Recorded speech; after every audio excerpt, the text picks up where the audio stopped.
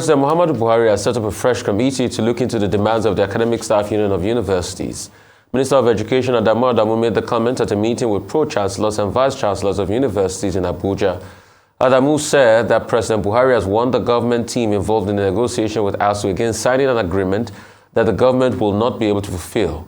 He further stated that the federal government could only afford 23.5% salary increase for all categories of workforce in the federal universities, except for professional cadre, which will enjoy 35% upward review. The minister also announced that the government will revisit its decision not to pay the striking university lecturers who walked out of jobs 7 months ago. The new committee comes after previous ones had been unable to resolve the crisis. I call you today not to share with you my anguish, but to share with you the details of what we have done and what remains to be done. And certainly a lot remains to be done. And for very different reasons, the current position of government and ASUU on the future of negotiations seems to have coincided. For me, this is a position I would have wanted us to reach after an amicable resolution of all the issues contained in the 2009 agreement. It appears that we are running ahead of the negotiations, but not for the right reasons. Well, let's take you back to where the face-off between the university's teachers' union and the federal government began. One of the main issues at the heart of the ASUU strike is a huge infrastructural deficit. So what is the state of some facilities in our universities? Our correspondents have been visiting some campuses across the country.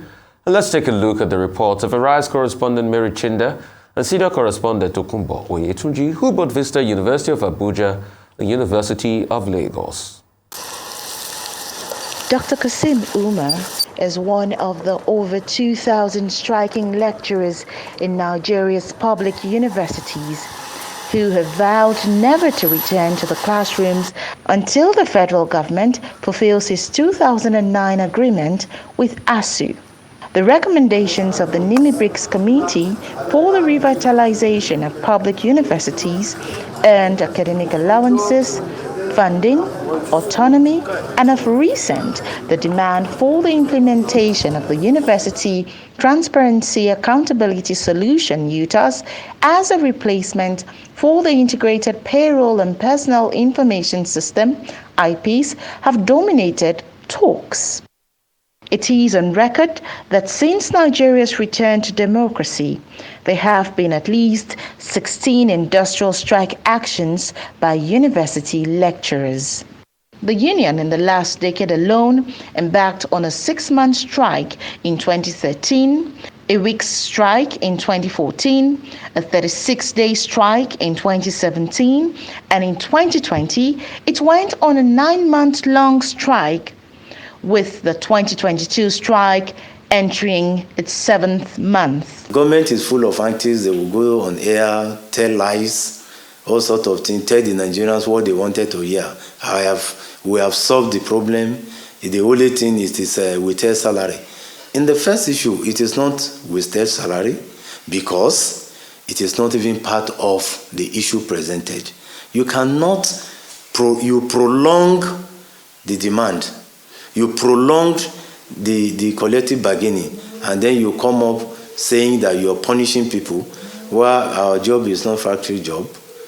Our job, it is not hourly job. Our job, that is why lecturers does not having starting point of coming to work and end point of your job. Contrary to the belief of millions of unsuspecting Nigerians, ASUU is not even demanding for money. ASUU is demanding for funding of the system. If money is released today, it's not going to ASUU. ASUU is a union. Government cannot give union money. ASUU says fund the university system adequately, that's all. Of course, we renegotiated our salary that has not been increased for 15 years. And that's what makes us the poorest paid academic staff in the whole world.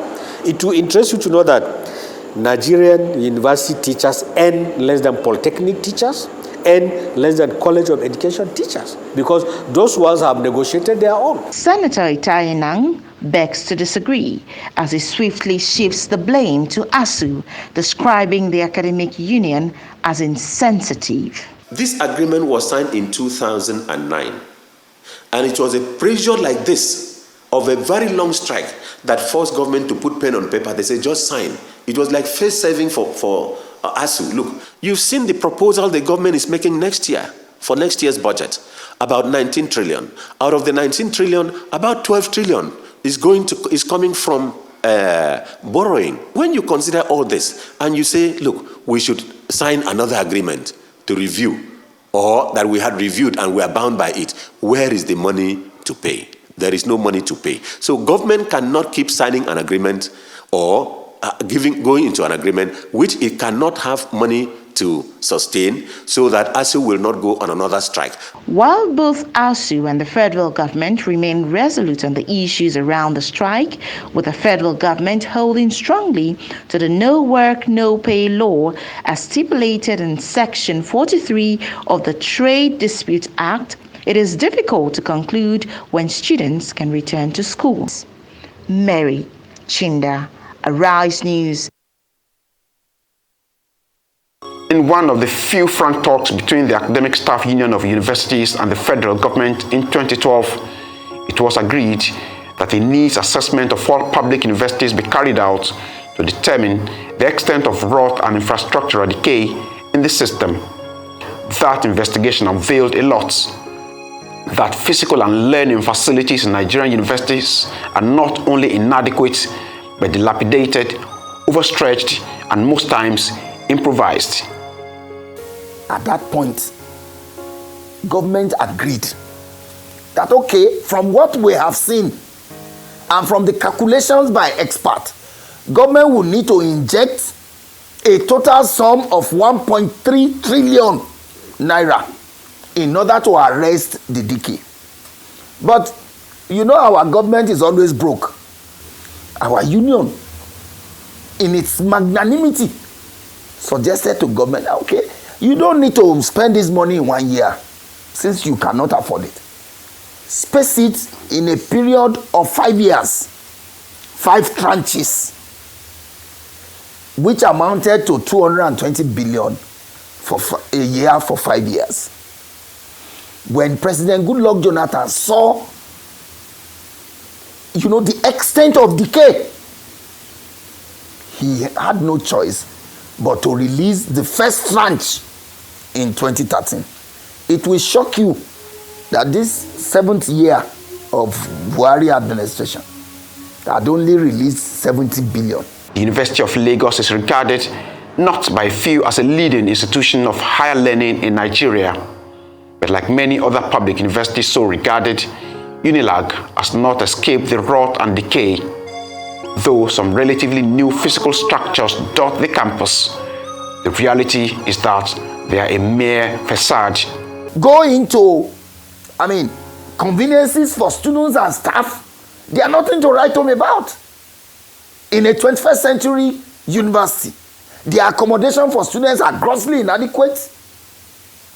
You know, as I speak to you, one of the challenges in UNILAG is accommodation for students. And that gives room for Shylock investors, you know, to milk our students. For the situation at the Enugu campus of the University of Nigeria, let's bring in Abel Ejikeme. The campus, housing 4 key faculties, can now be described as a dead zone. The lifeless status the campus has now attained as a direct effect of the near 7 months of industrial action by university lecturers. Most of the issues, as he's saying, is let us revitalize our universities. At your back is an auditorium meant for 500 students. Today we have over 1,000 students there. The seats there, not up to 200, are okay. When you call students in to learn in such an environment, what type of education are you imparting? What is the learning environment like?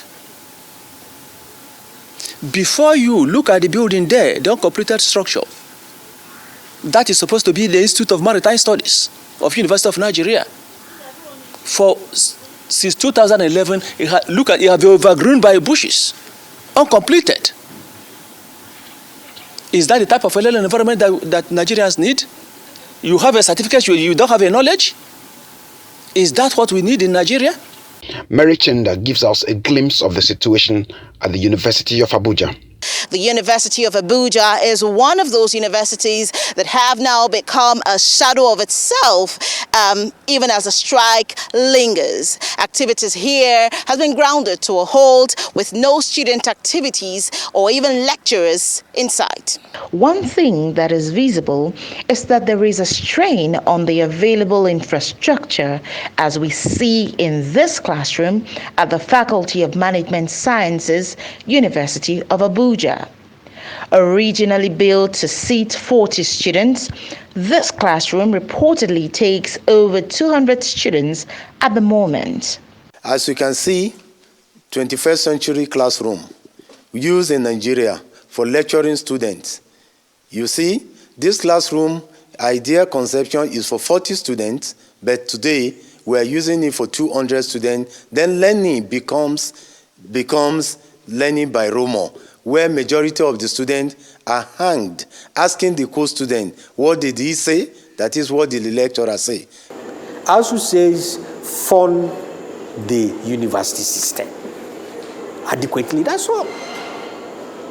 Give us tools, give us classrooms, give us hostels, give us libraries, give us laboratories and reagents and materials. This is the bone of contention.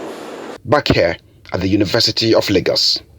Although he won't speak on camera, Mojid, a 300-level student of financial studies, admits to us that the prolonged strike has left him frustrated. When school is in session, Mojid is resident in Mariri Hall with his double bunk room originally meant for 8 students, now housing nearly 20. He doesn't use the toilet facilities in the hostel, he tells us, because of its quality condition. He's among a group of students that has decided to seize the moment to seek new knowledge at this free Wi-Fi space where we also meet Korede, a 400-level student of philosophy. Like his friend Mojid, life as an on-campus student of Unilag is difficult, he laments. I stay in campus and talking about the environment, especially we in the hostel, we are going through a lot during the school session. I think to bath in the morning, we need to kill, because I think school is... you need to kill for water. We need to kill for water, and we need to have woken up around I think 2 to 3 in the midnight to fetch your water down, because school is only giving us light from 7 in the night to 7 in the morning. So during the afternoon, we don't usually have light. So we need to charge your phone, fetch your water and everything. So there's no light in the hostel. So everybody literally come out of the hostel during the day to try to fix themselves somewhere. The people that are supposed to be in the room is just 4. But in the room, I think we are kind of 20. No, it's not 20, it's 13. Stories of students such as Korede's and his teachers are part of the reason why industrial peace has eluded Nigerian university campuses. Go to any public university in Nigeria today. Anywhere you see needs assessment, you will know that they are spending strike money. Here that we are holding this interview, if you go across the road, you will see a signboard there. The best student hostel today in Unilag was renovated to its current state by money from that our 2013 strike. To reverse the trend, a very pragmatic approach to resolve the current dispute that has kept students out of school for this long has to be adopted. It's not compulsory that ETF, the Education Tax Fund, should go for building structures when we can't run even from day to day. So let's have a restructuring, a redesign, re-engineering of our educational funding system. The best thing for government to first admit that truly these challenges are true. And there is no other way to solve it apart from we admitting and starting it all. And again, government should be able to say, yes, universities, we are willing to solve this problem with you. let's go. They begin to come with suggestions. Like I said before, the alumni. There are people who have graduated from these schools that are doing well all over the world. Government should be able to work with the university to enhance these resources. A good investment in Nigeria's tertiary education system, especially the universities, will not only make them become more socially relevant, bridging the divide between the town and the gown, it will also mean securing the future with a youth like Korede, renewing their belief in the system that also has plans to break in foreign currency from expatriate scholars like it used to be in the past. Tokumbo Oyetuji, Arise News, Lagos. I do not know where else you can get the might and how comprehensive a documentary can be except from an Arise TV about ASUU. I mean, this is about the most comprehensive documentary I've seen on the conversation thus far, and no other station does it better than Arise TV, Tunde. Blow your own trumpet, why don't you?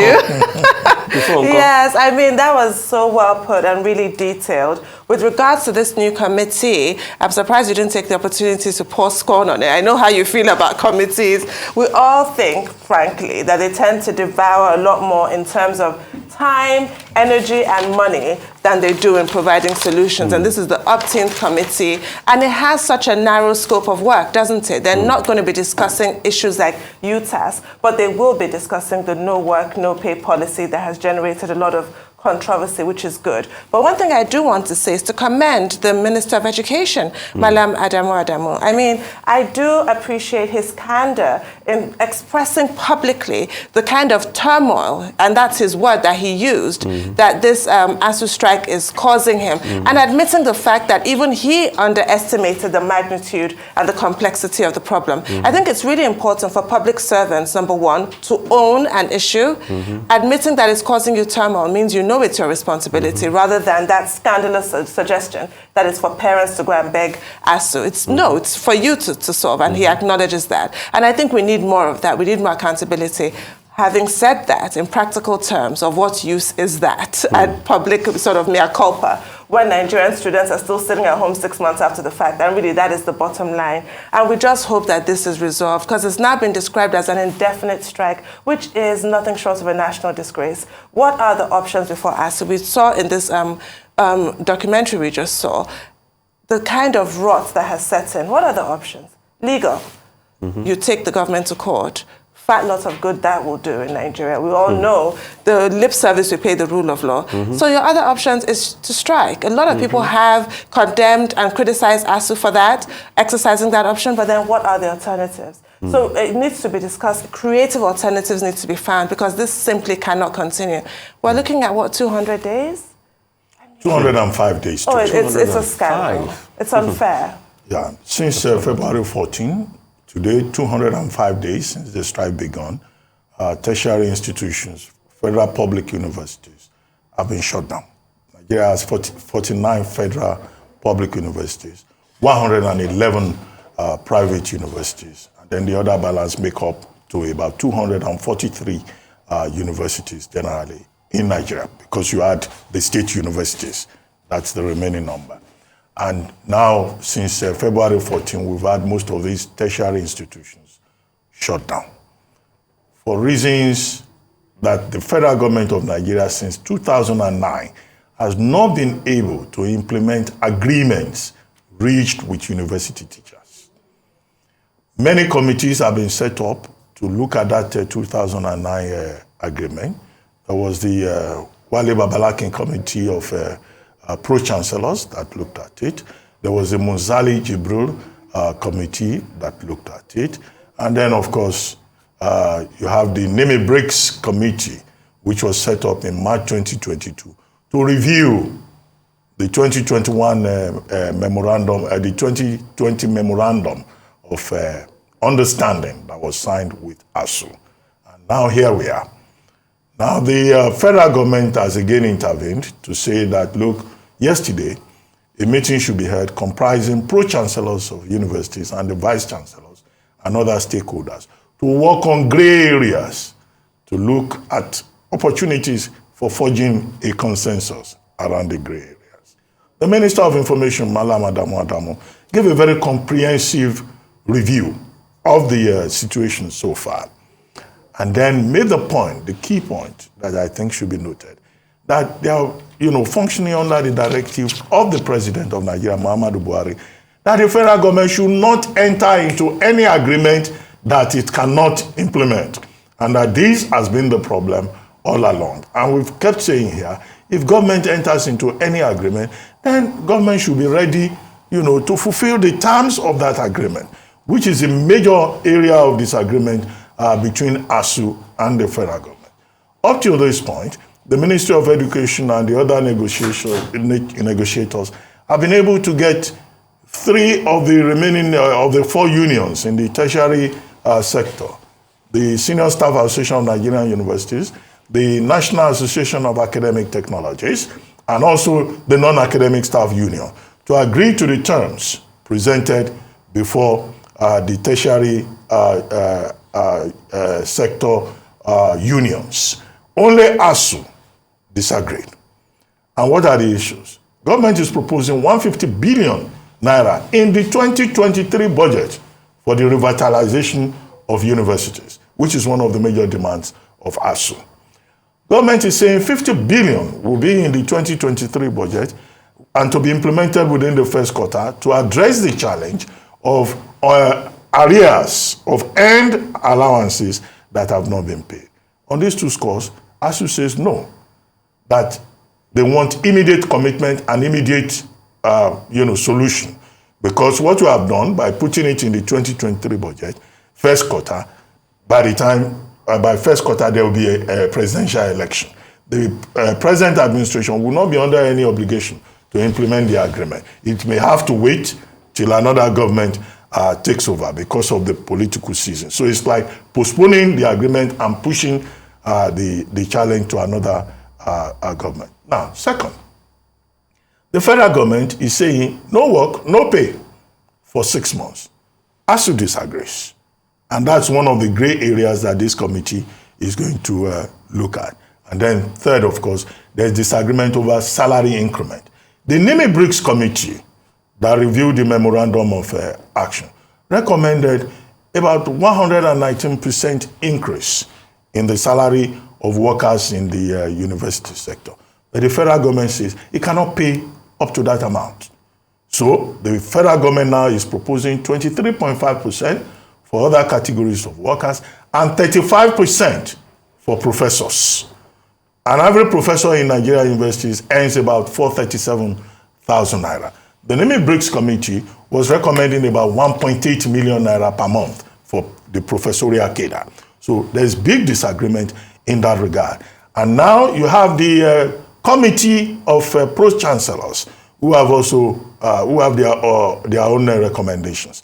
They are recommending a 50% increase in the salaries of professors. And they are saying a professor should take home at least about 800,000 naira per month. So these are the 2 major areas, gray areas. What should be the quantum of increase in salaries and whether the no work, no pay issue, can be resolved.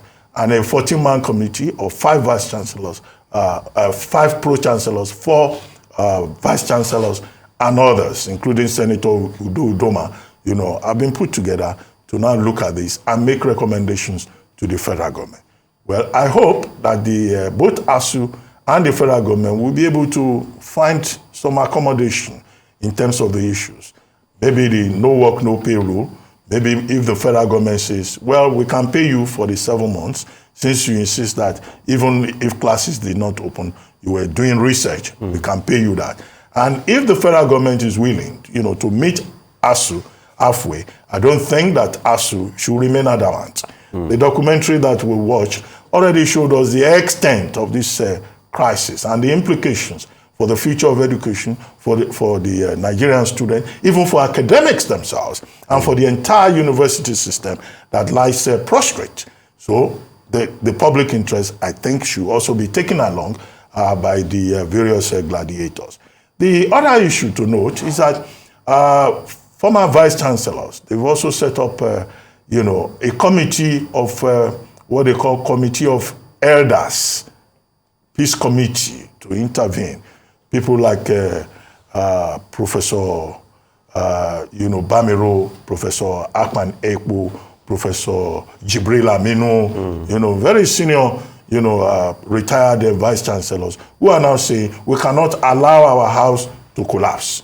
So they will make their own input, and I think that, the federal government and ASUU should also listen to this committee of elders who have been in the system, who may have retired, but who, as parents and as stakeholders, also have their own recommendations. Whatever it is, I'm sure parents, students, and everyone would like the universities to reopen. Many parents, of course, in the meantime, have taken their children to the private universities. But whatever it is, it's not every parent that has the capacity to take their children to the 111 private universities that we have in the country. The public education system should not be allowed to collapse. Very, very well said, Dr. Abati. And we have enough to go around in terms of blame. The federal government has their own blame. The federal government that did not do what it ought to have done all this while. ASUU has got their own blame. And I'll say commendations to everybody because they are talking now. Commendations to the federal government now and ASUU. They've made a proposal on the table. It is incumbent on us to look at it critically, meet halfway, and see how we can get our students back to school. But the question I always ask is, after this strike, what next? The last time we had a strike, we said this would be the strike that would end all strikes. But we went back to another strike again. What's next? Are we probably going to see reneging of agreement on the part of government, which ASUU has always complained of, like the 2009 agreement? And we are going to go back to all of this. And that's why we keep looking at a frontal solution to this. What are the solutions? This model that we run cannot continue. Autonomy has to be the order of the day. The universities have to generate their money with endowment fund and some other things like that to run the universities. But I can't talk more because we have to go.